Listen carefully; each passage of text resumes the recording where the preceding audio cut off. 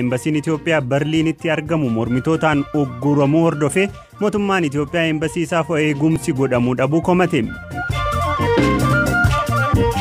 Gaazexeessaan OMN Guyyoo Waariyoo mirgi wabii isaaf eegamee gadhiifameera turtii gabaabaa waliin gooneerra. Guddoo yaaddomne riidii guddoo yaaddomne dhugaan nabir jiraateen baa jedhee waan amanuu fi dhugaanis waan nabir jirtuuf abbaan murtiitis sunu margee yeroof mirga wabii naa eegee jira. Dho'iinsa Beeruutiin lammii Itoophiyaa haadha ishee dhabde. Ooltii mana murtii obbo Jawaar Mohaammed fa'aa fi odeessaalee biroos isinitti himnaa. Ani Galaanaa Balay nu waliin turaan isiniin jedhe.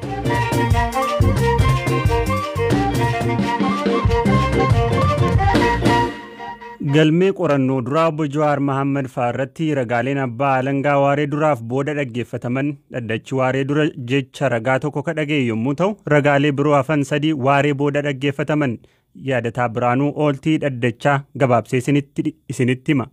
Dhaddachi waaree dura jecha ragaa tokko kan dhaga'e yommuu ta'u ragaaleen biroo hafan 3 waaree booda dhaggeeffataman. Dhaddacha irraatiin namootni galmee qorannoo obbo Jawaar Mohaammed keessatti argaman hundi jechuunis namoonni 14 argamanii jiru. Ragaan afraffaa ammoo gaaffii qaxxaamuraa waan hin gaafatamneef guyyaa boruu roobii hagayya 27 2012 akka adeemsifamu manni murtichaa beeksisee jira. Manni murtichaa naannoo sa'aatii 7:00 hanga 8:00tti shakkamtoonni laaqana nyaatanii akka deebi'an ajajee kan ture yommuu ta'u shakkamtoonni garuu laaqana hin nyaanne. Yeroon gabaabbachuun akka sababaatti kan himame yommuu ta'u poolisoonni eegdotnis laaqana osoo hin nyaatin akka jiran koomishiniin poolisii federaalaa himee jira. Manni murtichaa ragaalee abbaa alangaa hafan dhaggeeffachuuf boru hagayya 27 2012 sa'aatii 3:00 irratti beellama qabatee jira. Gama biraatiin manni murtichaa dhaddacha hagayya 22 2012 ooleen hoogganaan bulchiinsa hidhamtootaa koomishinii poolisii magaalaa Finfinnee poolisii federaalaan qabamanii akka dhiyaatan ajaja kennee ture. Hoogganaan bulchiinsa hidhamtootaa koomishinii poolisii magaalaa Finfinnee Inspektar Olaanaa Arraagee Shetee har'a mana murtiitti kan dhiyaatan yommuu ta'u akkaataa televezyiinii irratti himameenan dhiyaadhe namni na hidhes ta'ee kan na dirqisiise hin jiru jechuudhaan dubbatan.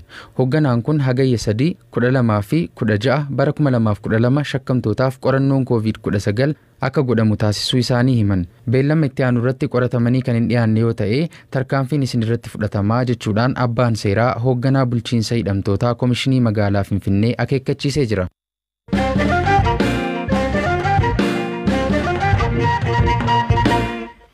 Jarman magaalaa Berliinitti mormitootni embasii Itoophiyaa magaalichatti argamu guruun alaabaa mootummaa Itoophiyaa buusan. Kanneen uggura embasii kanarratti qooda fudhatan keessaa adde Gannat Abbiree waan morman akkasiin ibsite.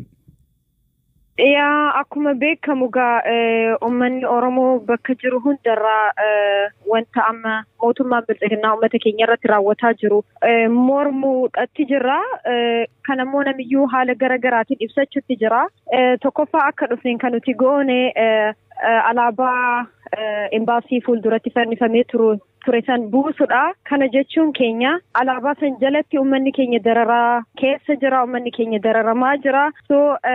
San jalatti isaan dararamuu isaaniitii fi alaabaan tun yeroo ammaa kanatti nu hoogganaa akka hin jirre gabbuusnee garsiisnee jechuudha. Qeerroon teenya alaabaa gubbarra tan jirtu mallattoo urjii san garuu hin biinxine isa kaan immoo jirame. San biinxuu baachuun isaanii sun immoo sabaa fi sablammoota biyya keessatti argamaniif kabajaa qabaachuu isaanii mul'isuudhaaf jedhanii akkas godhanii. Kaleessa haala san keessa turre. Har'ammoo itti fufnee dhaadannoo keenya dhageessisaa jirra. Ministeerri Haajaa Alaa Itoophiyaa embasii isaa Berliinitti argamuuf eegumsi godhamuu dhabuutti muunfachuu ibseera. Deetaan ministeera Haajaa Alaa obbo Reedwaan Huseen hoogganaa Ambaasaadara Jarmaniitti bilbilanii dhimma kana irratti mari'achuu ministeerichi ibseera. Haasaa isaaniitiin obbo Reedwaan mootummaan Jarmanii sochiin akka jiru mallattoon osoo jiru eegumsi godhamuu dhabuutti gadduu ibsaniiru. Obbo Reedwaan lammiileen mirga mormii gaggeessuu qabaachuu ibsanii mooraa embaasii irra fagaachuun osoo hojii guyyuu embaasichaa hin danqiin gochuu qabu ture jedhan. Ambaasaaddarri Jarmanis gochi embaasii Berliin Itoophiyaa mudate sirrii miti jedhaniiru.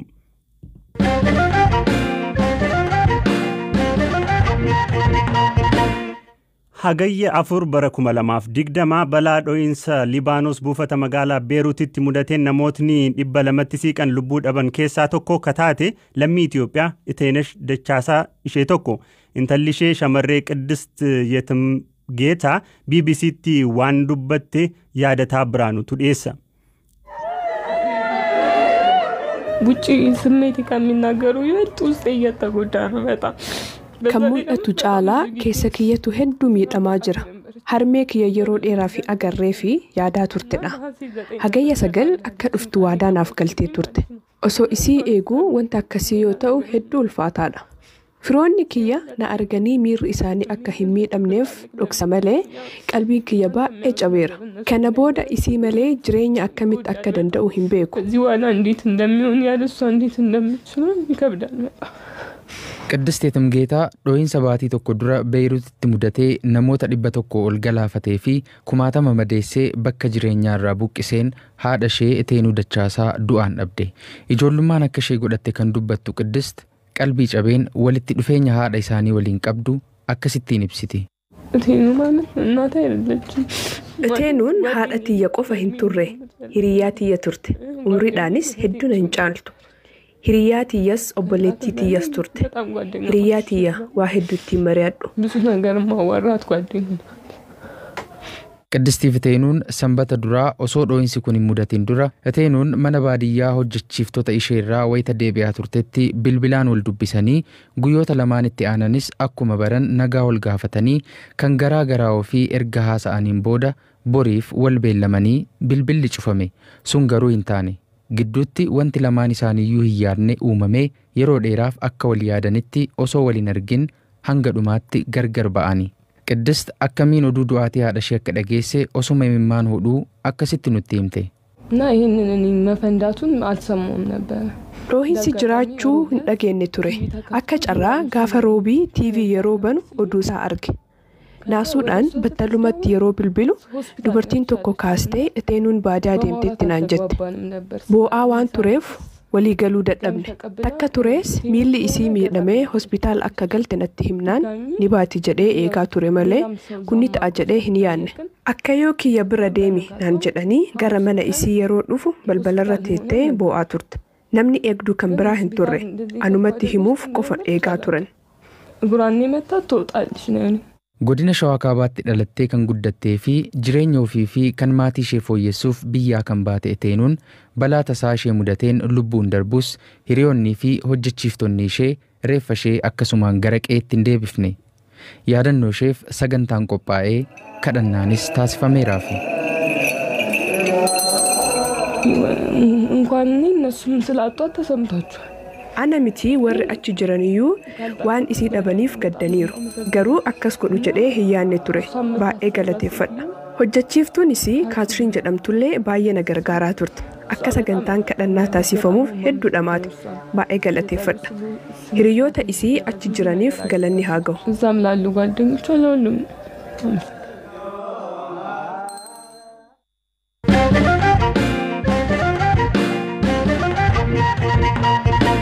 Gaazexeessaan OMN guyyoo waariyoo ajjeefamuu falmaa mirgaa artiist Haacaaluu Hundeessaa hordofee guyyoota 50tti siiqaniif erga hidhaa ture booda har'a gadhiifameera. Guyyoon artiist Haacaaluun ajjeefamuu isaa dura gaazexeessaa yeroo dhumaaf isa dubbisedha. Galgala kana bilbilaan dubbiseen nan gadhiifama jettee eegdee ture jedhee jalqaba gaafadheen. ani yaa jalqaba irrallee takkum beetani BBC irratti dubbadhee yakko jadwaan hin qabnee fi soda nageenya haddaa qaam biroo irraa yoo taatu malee waan mootummaa irraa sodaadha akka hin qabne BBC afaan Oromoolee dubbadhee ture. Kana shakkaniiti malee balleessaa waan hin qabnee fi balleessaan hojjadha akka dhuunfaattis akka hojitiyyaattis waan hin jirree fi gadhiifamaa abdii jettu hin qabture.